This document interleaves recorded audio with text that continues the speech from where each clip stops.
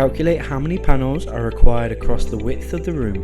Ensure you do not end up with an edge panel less than 60mm wide. If this is the case, cut the boards so the last row isn't too narrow.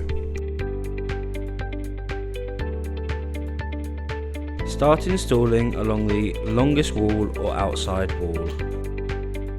Install your first panel with the 5G click edge facing the laying direction.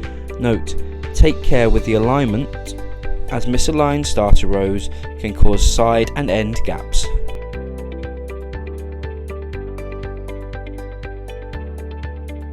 Stagger the tiles so they are laid in a brick pattern. Cut the edge tiles in the second row and alternating rows.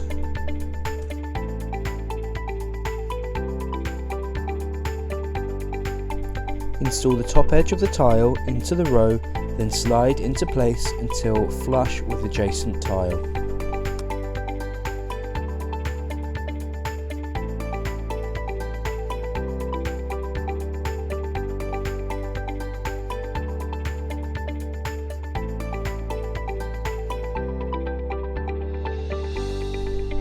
Check for a close fit at all end and side joints. Tap or pull them into place where necessary. Note, use a tapping block if you need to tap the floor together. Do not use a rubber mallet directly on the flooring as it can damage the surface and joints.